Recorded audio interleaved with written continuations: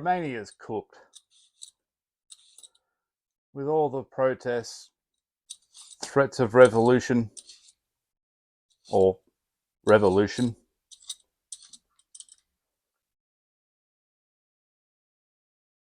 we're thinking about leaving. We're actually thinking more than just leaving. We are actively planning on leaving. And this has sort of just happened. We had no intentions of relocating anywhere again. We thought that we were going to buy a house here. Well, not just a house, we wanted some land and start to live life on our terms, the way that we want to exist in this world. When we were living in Cyprus, and we thought Cyprus was going to be our our forever home type of thing, we had no real intentions of leaving Cyprus. We lived there for a little over 2 years. And when we started to look around Cyprus for properties, we kind of took a little bit more note of what it was like. Now, the way that we want to live our life is to live on the land where we can grow our own vegetables. I would like to have chickens and some sheep or pigs or something like that. My wife's not on board with pigs. She says that they stink and they're not good. But I have this this longing to kind of supply myself with food. Now, we got a garden out the back here, but it's not very good soil and it's not producing very much. But that was our idea. We wanted to move here and it was cheaper. It's also my wife's home country, so it was going to be a little bit easier to deal with in attaining that type of lifestyle. So when we moved back from March, that was our plan. We're going to rent for 6 months, have a look around, not rush, take our time and find the place that best suited us and our needs. So that was the plan, that was the goal. That's what we decided on what we were going to do. Now, what's happened since then and why we're now planning on moving to my home country, which is Australia, has come at a very fast rate. It really quite literally only happened last week that this decision was made. And there was a few things that helped us make this decision. We believe Romania is cooked. On the weekend, we just witnessed mass protests in the capital city.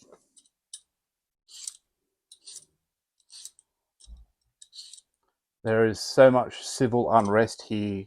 People are unhappy with what the government is doing to the country, and the calls for revolution are growing. Now, one thing we do know about Romania is they're not afraid of revolution. They did it 35 years ago or 36 years ago. So it's still fresh in their memory of revolution. And they're not afraid, as I said, to do it. You can only push a country or a country's people so far before it becomes a real reality. And the pace that this is being taken up is quite frightening. We moved back here in March and everything was pretty nice. No problems. Everybody was peaceful and happy and just doing their things. And then they had elections in the first week of June, presidential elections. They elected a president. And the president that they elected, most of the country thinks was done by stealing the elections. They believe that this new president stole the elections with fraudulent voting and whatever else, which isn't the first time in this country. It happened last year also during the first round of voting where they elected a president and they ended up taking him off the ballot and charging him and saying that there was Russian influence and whatever the playbook was. But they got him removed, so they had to hold these elections again. And the guy that was elected was part of what we call the swamp. He is part of the elite, and he won. Now, part of his campaign that he run on was that there would be no VAT increase. He even went as far as saying that he can guarantee that there will be no increase in VAT because if it happens, he will resign. Now, he's been in office for about 6 weeks now,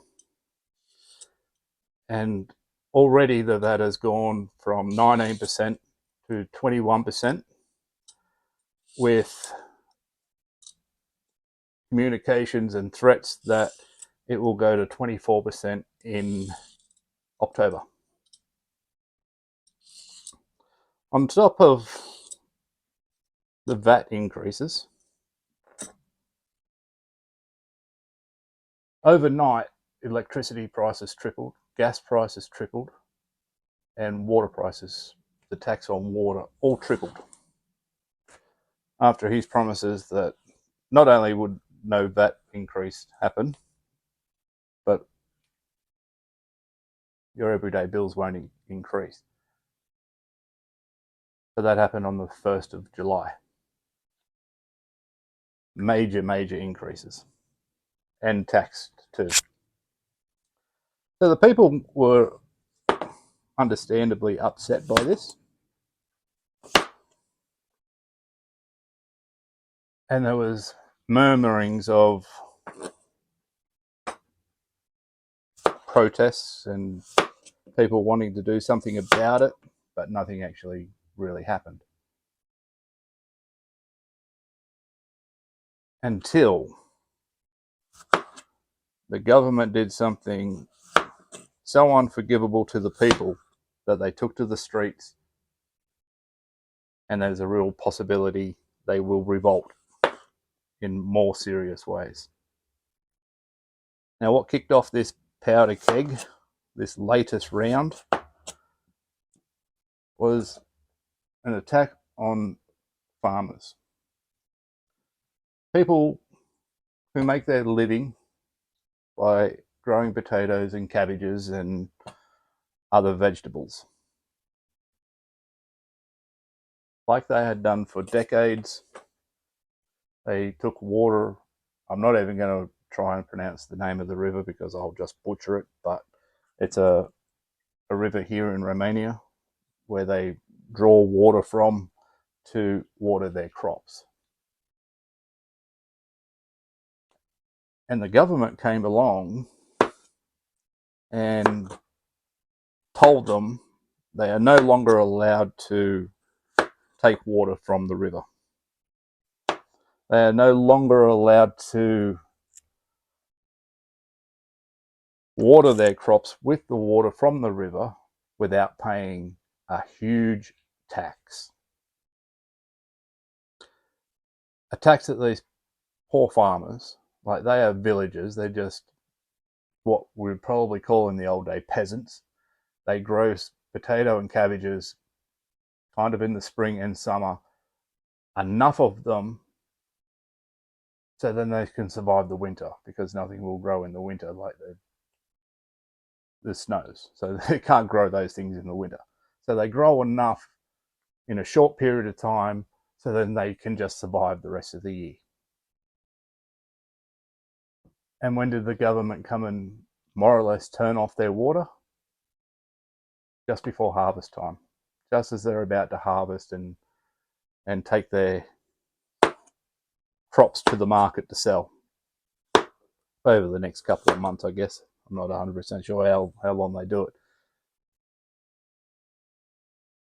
Not only did they come and tell them that they were no longer allowed to do it, but they were policing it. They also arrested a farmer because he was watering his cabbages. Now, he says that he was only working on the pump. There was actually no water coming out of the pump, so he wasn't doing anything illegal. But they arrested him anyway and threw him in jail. They beat him up a bit. And then what happened was that made a bit of headlines. People were getting a bit upset by this.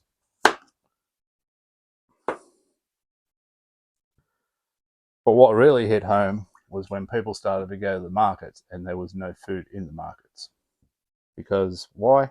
This was the area where all the food was grown. Or when I say all the food, that was, cabbages and potatoes here are part of, like, a very staple part of the diet. So there's a lot of people eat cabbage and potatoes. And you go to the markets and you can't afford them anymore. Or they're just not there because the government pretty much shut them down. So that affected the city folk too because they couldn't get their food. And what food was available was very, very expensive. So then that got those people on side. Already pissed off with the new president, they decided to hold a little protest. And in response to this protest, the president said, "What did your little protest do?" And he answered his own question with, "It did nothing. Nothing's changed. Nothing's going to change." Which infuriated people.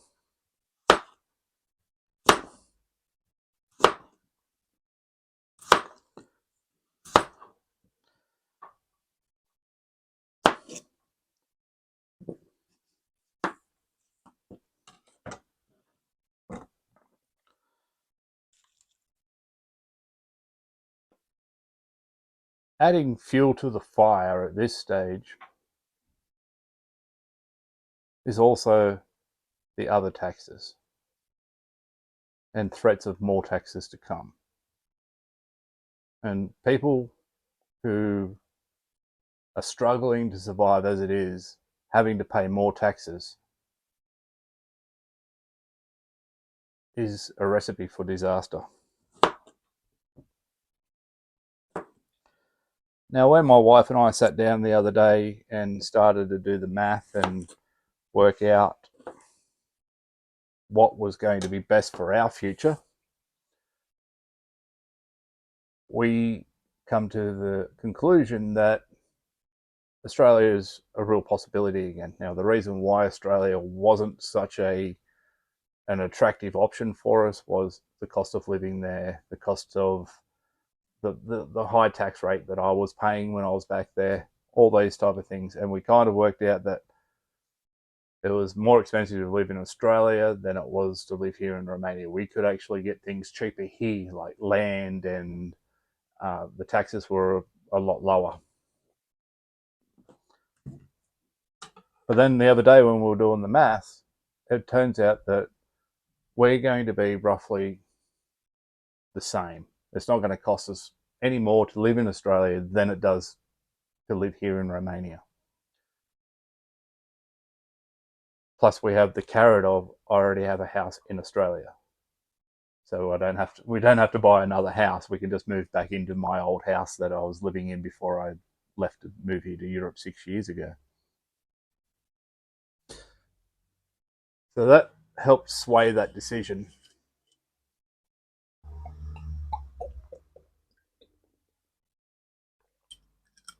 if it's not going to cost us any more to live in Australia than it does currently here in Romania and going forward, why not? Now, I've lived on and off here in Romania for the past 6 years. We did have a couple of years of living in Cyprus, but I've always loved it here in Romania. First time that I came here back in 2019, it was an eye opener. It was very well. It was a bit nasty actually because it was winter, so it was a bit gloomy. But the people were friendly, and I really liked it. Everything was cheap. It was great. Now, even with all that I've said about the taxes and what they've currently done, that's not the scary part. The scary part for me, and something that I'm worried about living here, is the future.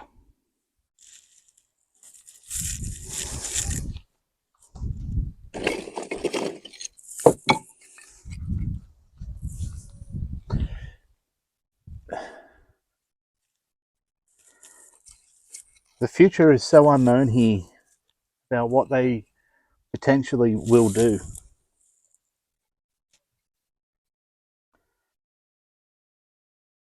They have placed taxes on people for wells. They have placing taxes on people that have greenhouses. So we saw the other day a man whose well had been busted into, let's say, and they installed a water meter on his well. And in the note that came along with the installation of this water meter on his well was the bill.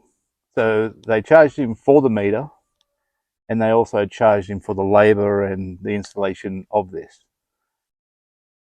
And also, he is now being charged to use water on his own land. Not only are they charging for water that you pull out of the ground, they are also charging you a tax for rainwater. If you collect the rainwater that falls off your roof and you have a tank, they are going to make a tax on that. Now, a lot of people have been saying, oh, how can they do that? Like, how are they ever going to know if you've got a well or if you've got a tank out the back of your property? Well, they've got that covered too, because they've just arrived in the country 10,000 drones, which they plan on flying all over the country to see if you have a tank, to see if you have a greenhouse, and to measure it. And then they're going to tax you for it. So a lot of people were saying, oh, we just won't let them on our property. Yeah, they're not.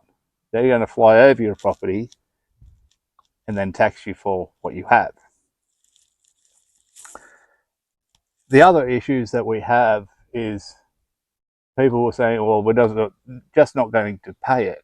And the government's response was, we have a solution for that too. We're going to stick this thing into your well, and it will make the well water unusable. And a lot of people got upset by that. They also got upset with the fact that there are towns here that don't have, or villages that don't have electricity. And they said, what are you going to do with those people? And their response to was, we have a solution for that too. We have a chemical that will spray into the water or drop into that water system, and pretty well much the town will go dry, or the village will go dry. So they're kind of signalling that they're prepared to kill their own people to get this tax. And that's scary. There's also a proposed tax, well, not a tax, it's a proposed situation where you can't get married, divorced, or have children if you owe back taxes or have any sort of fines. That if you want to get married, they will not issue you a marriage license. If you want to get divorced, they won't allow that until you've paid all your debts to the government. And in more devastating news, we believe that this country is preparing for war. We have heard stories of the rich getting their sons out of the country, not just their children, but in particular their sons, because the government has started to send out notices to people that they have to report for military training, kind of like a conscription. Be prepared for your time to come. Now, at the moment, I'm too old, and I'm not a resident, I'm not a citizen of Romania, but it's scary in the sense that if war is coming, it's going to be between, I don't know, we'll call it NATO and Russia. And here is Romania, is where it will all kick off from, because if it doesn't kick off from Poland, because the Polish seem to be against it, it will come through Romania. That's getting pretty hot. So that's it. That's our plans to leave Romania, which is, as I said, it's quite upsetting to think that we're on the move again. We have to work out a way that we can bring Taya with us somewhere here, because Australia is a long, long way away, and she did suffer greatly when it was just from Cyprus to here. We had to go through Athens, and it was about a 5-hour ride for us on a plane, like travel to get to Romania, and she did struggle with it a bit. So we've got some logistics to work out. If anybody has any ideas on how I can get my German Shepherd puppy to Australia without a 9-hour flight, I'll be all ears.